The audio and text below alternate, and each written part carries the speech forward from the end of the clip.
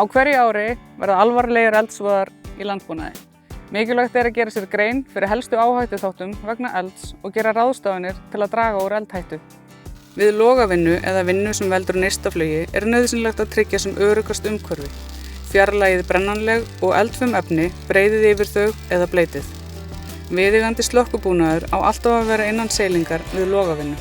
Gaskúta á að meðhöndla með varúð og setja þar merki með gulum þríhyrningi á útihurð sem sýnir að gaskútar séu innandyra. Slíkar merkingar eru mikilvægar fyrir slökkviliðsmenn. Ágætar leiðbeiningar varúðarráðstafanir vegna logavinnu eru á eldvarnabandalagið.is.